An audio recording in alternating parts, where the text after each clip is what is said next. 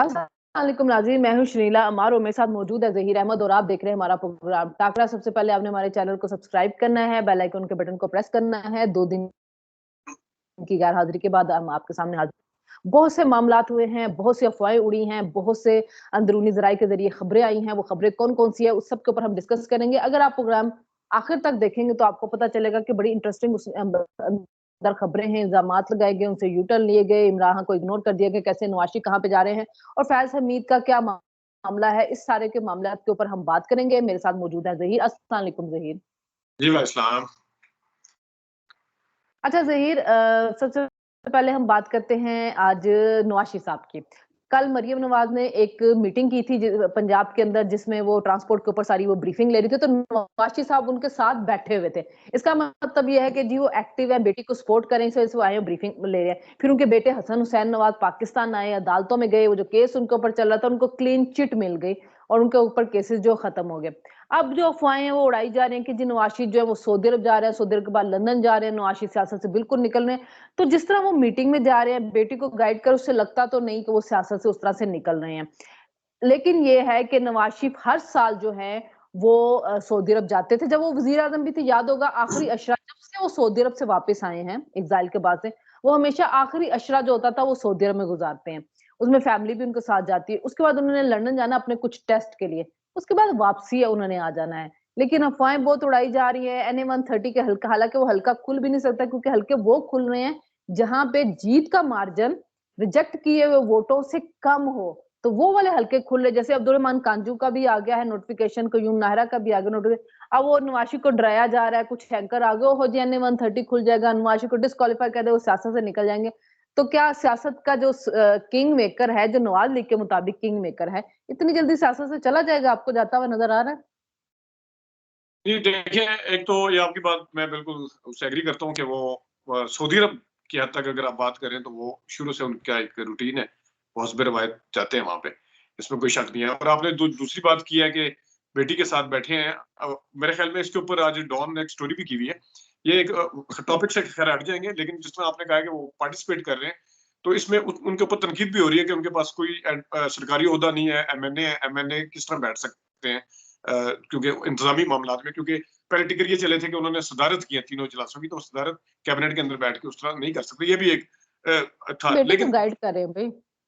नहीं, वो ठीक है, लेकिन इंतजामी होता नहीं है ना। इसी तरह कोई और आगे बैठता है, जिसमें जंगी तरीन आगे करते थे तो उनको ऊपर तनकीद होती थी कि कैबिनेट में किस कैपेसिटी में आते हैं और क्या करते हैं, क्यों आते हैं इमरान हाँ, खान तो के दौर में। आपको याद उनका होगा। ब्लड रिलेशन, इनका कोई ब्लड रिलेशन नहीं था इमरान नहीं, खान से। वो तो ब्लड तीन रिलेशन की कोई टाइम के इजाजत तो प्राइम नहीं है ना। मिनिस्टर हैं जी। हाँ, सरकारी जो देखिए तीन प्रोटोकॉल टाइम है, ये सरकारी जो एक है देखे ना, डिसिप्लिन है, तीन उसके टाइम ऊपर के तो है। ती, तीन टाइम के प्राइम मिनिस्टर हैं, 2 दफा वजीर आला रहे हैं, अपनी बेटी को वो गाइड करने कैबिनेट के में लिए नहीं आए बैठ हैं। सकते, वैसे मशवरे दे सकते हैं, लेकिन वो चेयर इमरान खान के 12 दौर में सीएम। तो देखें, इमरान खान के दौर में तो जनरल बाजवा, जनरल फैज भी कैबिनेट में बैठते रहे हैं। आप लोग उस पर तनकीद करते थे ना, हाँ, लेकिन तनकीद करते थे ना बावर्दी तो वाले से जब उस वक्त सिविलियन तनकीद ज्यादा, करते थे तो अभी सिविलियन भी करे बैठ ना।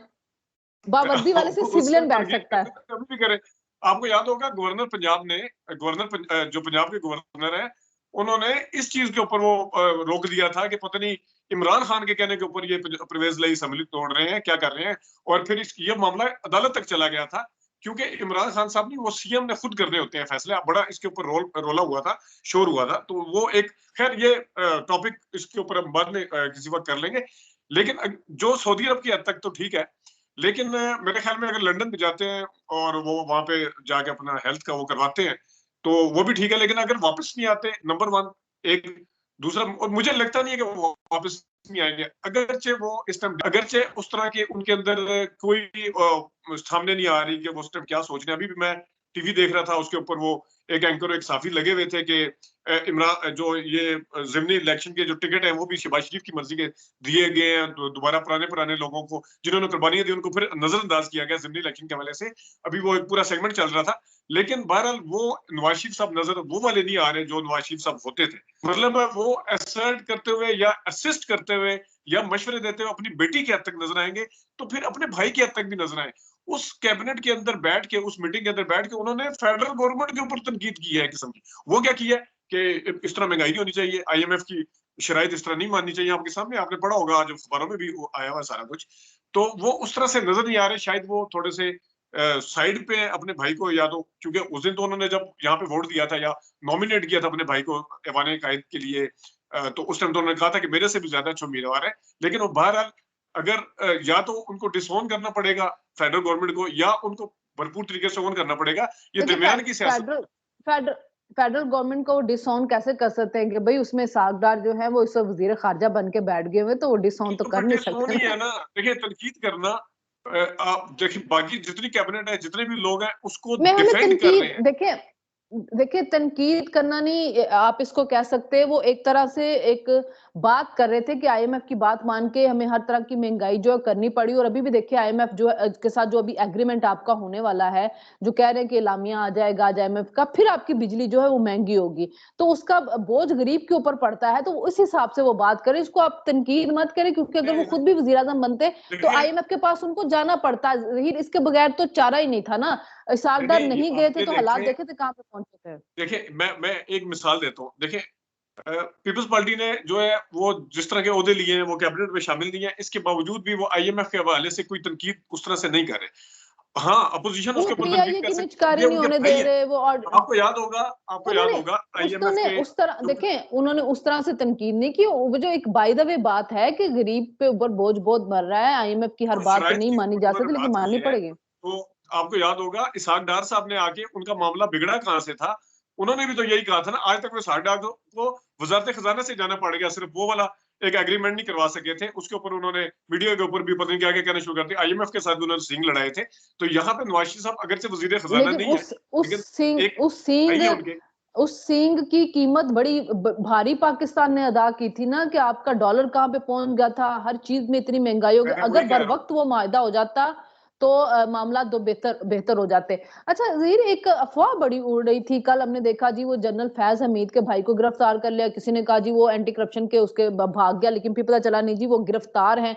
अच्छा, ख्वाजा आसिफ ने कहा कि जी मैं जनरल बाजवा और जनरल फैज को पार्लियामेंट में बुलाने की करारदाद पेश करूंगा कि ये तालिबान को वो लेके आए थे। और आज फिर एक चैनल पे बैठे हुए वो यही कह रहे थे जी मेरे पे बड़ा दबाव है, मुझे धमकियां मिली, लेकिन मैं करारदाद लेके आऊंगा।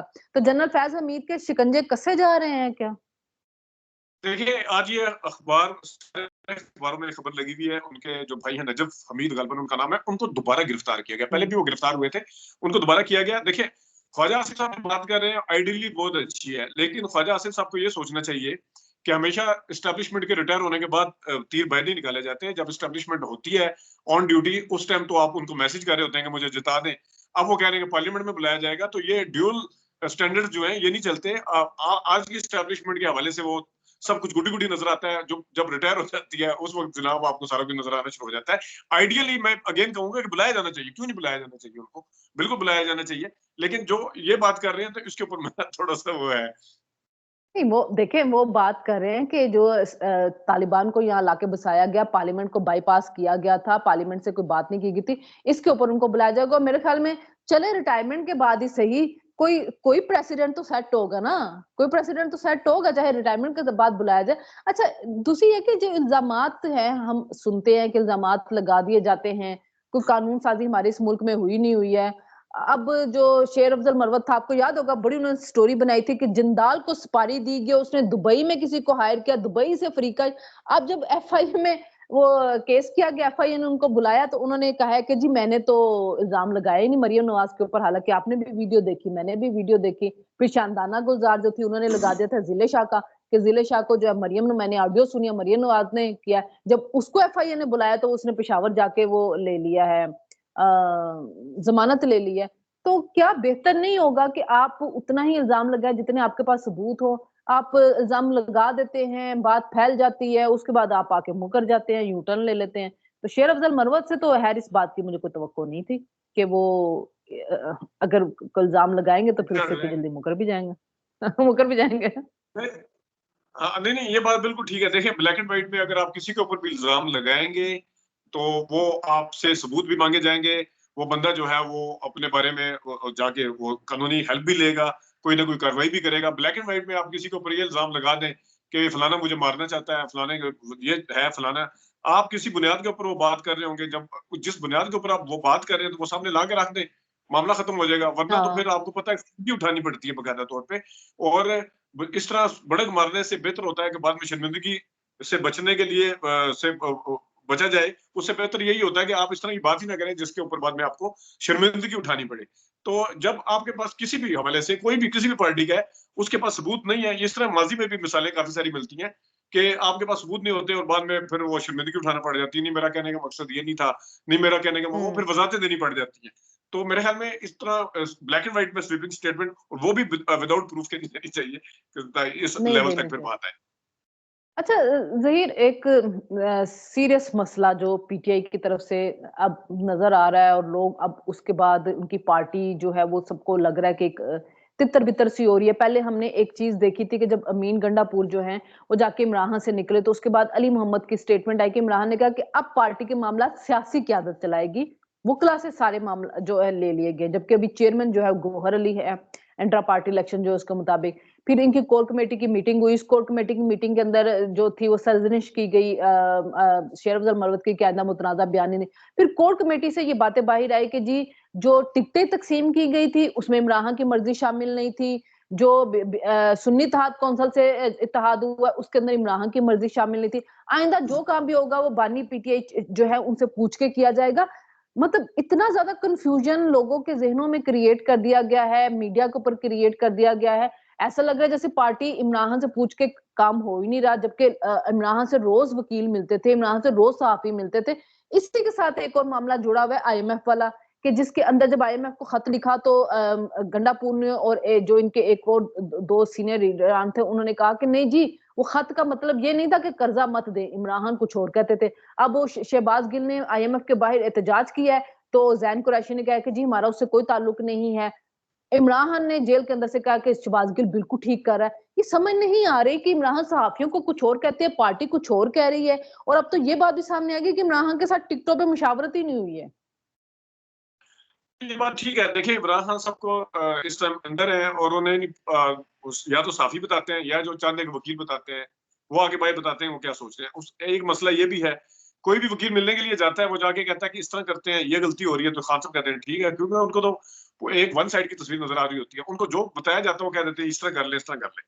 हाँ, ये जो कह देना कि इमरान खान साहब की मर्जी से सुन्नी इत्तेहाद कौंसिल में शिरकत नहीं की गई थी, तो उसका सबसे आसान तरीका ये है कि अगर आप ये कह रहे हैं कि खान साहब की उसमें मर्जी शामिल नहीं थी, तो फिर उन लोगों को सामने लेके आए जिन्होंने आके कहा था कि सुन्नी इत्तेहाद कौंसिल से वो इल्हाक कर लिया जाए या उनके साथ मिला जाए। कोई तो उसको सामने लेके आए। कोई बंदा तो होगा, अली जफर होगा, कोई रऊफ हसन होगा, कोई शेर अफजल मरवत होगा, गौहर होगा, कुछ तो कोई तो होगा ना, किसी ने इन्हीं में से किसी ने मशवरा दिया होगा ना। तो जब कोई चीज सामने नहीं आ रही, इसका मतलब फिर यही लिया जा सकता है कि मर्जी इमरान खान की शामिल थी उसमें, और जब वो चीजें उस तरह से मैच्योर नहीं हुई या चीजें उस तरह से उसका रिजल्ट हासिल नहीं हो सका, तो फिर मेरे ख्याल में ये एक तसल्ली देने के लिए अपने वोटर सपोर्टर को कि उसमें इमरान खान साहब की वर्जिश शामिल नहीं थी, या उनका ज़ाहिर है अगर मखसूस नशिस्तें नहीं मिलेंगी तो पार्टी वर्कर में, सपोर्टर में एक नाउमीदी फैलती है कि क्या हो रहा है। तो उस नाउमीदी से बचने के लिए मेरे ख्याल में ये कहा जा रहा है, क्योंकि अगर किसी को आप रिस्पॉन्सिबल होल्ड करते हैं तो उसका नाम सामने लेके आए कि ये बंदा था फलाना। माजी में इस तरह होता रहा है कि अगर किसी बंदे ने कोई गलती की है, उसको या तो ओहदे से हटा दिया गया या उसको एक्सप्लेनेशन कॉल की गई या जो भी हुआ। तो इस तरह की मिसालें तो हर पार्टी के अंदर मिलती है, खुद तहरीक इंसाफ में मिलती है कि ये इसने पार्टी की लाइन क्रॉस की या इसने अपनी मर्जी से किया, उसमें पार्टी चेयरमैन की मर्जी शामिल नहीं थी, उसकी कोई एक्सप्लेनेशन आपने किसी को दिया हो, चले नाम ना हो, इंटरनली तौर पे आपने किसी को किया हो, तो बाहर आके किसी ने तो अनाउंस किया था ना, कोई तो बीच में होगा जिसने आगे कहा होगा कि सुन्नी इत्तेहाद कौंसिल से जाके तार कर लिया जाए। तो इस तरह का तो कोई नाम सामने नहीं आया। हाँ, लेकिन ज़हीर इससे एक ये भी बात सामने समझ आ रही है कि पार्टी के अंदर भी कोई इत्तेहाद नहीं है, हर बंदा अपनी बोली बोल रहा है। इससे दूसरी बात ये समझ आ रही है कि इमरान खान के साथ कोई इनका कोऑर्डिनेशन ठीक तरह से नहीं है, या इमरान खान की पार्टी के ऊपर कोई ग्रिप नहीं है कि इमरान खान कोई बात करते हैं, पार्टी वाले कोई और बात कर रहे हैं। तो ये इस वजह से तो ये एक पार्टी जो चूचू का मुरब्बा बन गया। अब कह रहे हैं जी हमने सुन्नी इत्तेहाद कौंसिल से बाहर निकलना है, सुन्नी इत्तेहाद कौंसिल से आप बाहर निकल ही नहीं सकते, आर्टिकल 63A आपके ऊपर लग जाएगा। अभी तक ना ऑपोजिशन लीडर को ये नामजद कर सके, सेनेट की टिकटों के ऊपर इनके मसले बन रहे हैं।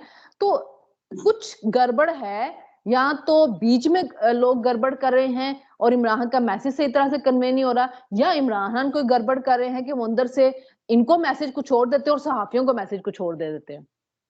नहीं, देखें, इस वक्त जो इमरान खान साहब हैं वो पार्टी चेयरमैन साबिक कह लें या अभी के जो भी है, सरबराह वही है। अच्छा, उनका नंबर 2 थे शाह कुरैशी साहब, वो उनके साथ हैं। जावेद हाशमी साहब के जाने के बाद सबसे बड़ा ओहदा मिला सदर का, वो मिला परवेज इलाही साहब को, वो भी उनके साथ है वहां पे। असद उमर थे, वो साथ छोड़ के चले गए। अच्छा, अब पीछे जो बचा है ना, मैं आपको बताऊं कि इस time number 1 Imran Khan, number 2 एक नहीं, दो नहीं, यहाँ पे 6 से भी ज्यादा है। क्यों जी? गौहर साहब अपने आप को नंबर 2 समझते हैं, शेर अफजल मरवत साहब अपने आप को नंबर 2 समझते हैं, ठीक है। हामिद खान साहब अपने आप को नंबर 2 समझते हैं, लतीफ कोसा साहब जो है वो, अली जफर साहब अपने आप को नंबर 2। अब तो इस वजह से ये अभी तक डिसाइड ही नहीं हो रहा कोई। जिस तरह हायरार्की के बाद एक पूरी चेन होती है, चेन ऑफ कमांड होती है, वो इस वक्त पीटीआई के अंदर नजर नहीं आ रही, और उसकी वजह यही है, जाहिर है इमरान खान साहब अंदर बैठे हुए, तो बाहर आके कोई किसी को मानने के लिए तैयार नहीं है। कोई नया नया आया हुआ है, उसकी लॉयल्टी शायद उस तरह की नहीं है। कोई जो है वो बड़ा ओहदा लेना चाहता है। एक बंदा एक दिन एक्टिव हो जाता है, लतीफ कोसा साहब बड़े एक्टिव हुए थे, बहुत ज्यादा एक्टिव हुए थे, आजकल वो किधर है? वो नजर नहीं आते। इसी तरह अली अली जफर साहब जफर भी कभी नहीं आगे नजर आ आ रहे। जाते हाँ। हैं। तो वो मामला है कि इस टाइम कंफ्यूजन इसी वजह से है कि इमरान खान साहब क्या सोच रहे हैं, किस तरह सोच रहे हैं, बीच में बैरियर्स हैं, हर बंदा अपनी मर्जी से आगे बाहर आके बात कर देता है, और उनके कानों में भी अपनी जहीर, मर्जी की बातें बताता है। और दूसरी जहीर जो इनके सियासी लोग हैं ना, जैसे असद कैसर हो गए, शहरयार अफरीदी हो गए, या अली मोहम्मद खान हो गए, अमीन गंडापुर हो गए, ये लोग सब पीछे हैं। आपको नजर आ जाए शानदाना गुलजार आ रही है तो फुलझड़ियां छोड़ रही है, शेर अफजल मरवत है तो वो अपनी मर्जी की आके चीजें करे, गौहर अली, मतलब वो लोग हैं जिनका सियासत से कोई ताल्लुक नहीं है, जिनका कोई सियासी बैकग्राउंड नहीं है।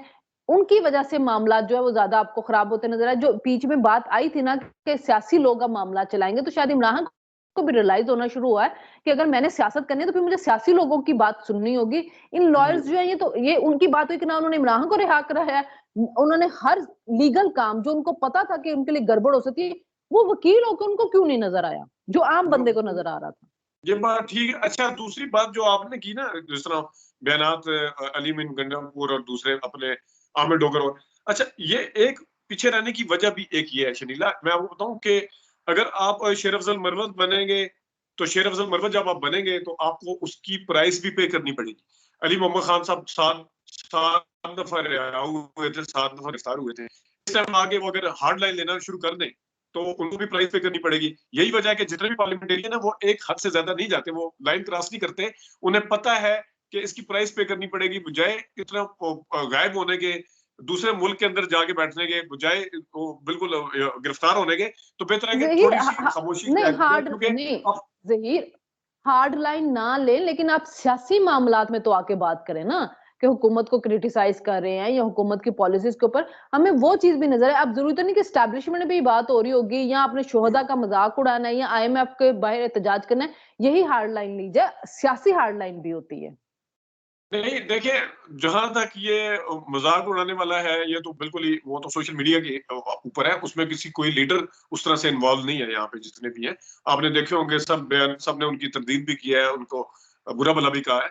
लेकिन मजम्मत की अगेन है वही जी। मसला है कि अगर अगर वो आईएमएफ को, शहबाज गिल है, उसका यहाँ पे स्टेक नहीं है शहबाज गिल साहब का, वो इस टाइम बाहर है, ठीक है, पता नहीं कब वापस आएंगे, जब कभी इमरान खान रिहा होंगे, फिर कभी गवर्नमेंट में आएंगे, वो फिर हिम्मत करेंगे वापस आने की, तो वो वहां पे बैठ के जो भी करते हैं। लेकिन यहाँ वाले बंदों को देखना पड़ता है यहाँ के मारूजी हालात के मुताबिक, यहाँ के ग्राउंड फैक्ट्स क्या है, कितनी किस लेवल तक, मैं उस लेवल पे बात कर रहा हूँ कि किस लेवल तक इन्होंने बयान देना है इस हद तक, जिसमें ये ना कहना पड़े कि नहीं नहीं, वो हमारे कहने का मकसद ये नहीं था, वजाहत ना देनी पड़ जाए। तो मेरे ख्याल में जो लोग इस टाइम रिहा हैं और पार्टी के साथ भी हैं, वो अपने आप को बड़े तरीके के साथ लेके चल रहे हैं कि वो उन्हें पता है कि किस हद तक हमने खामोश बैठना है और किस हद तक हमने बोलना है।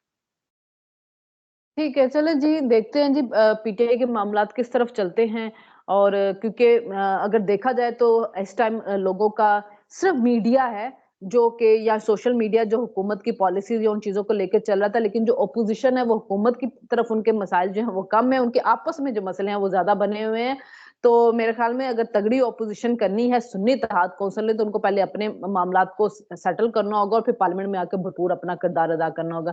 देखते हैं जी सियासत हमारी किस तरफ जाती है। फिर आपसे मुलाकात होगी। अल्लाह हाफिज।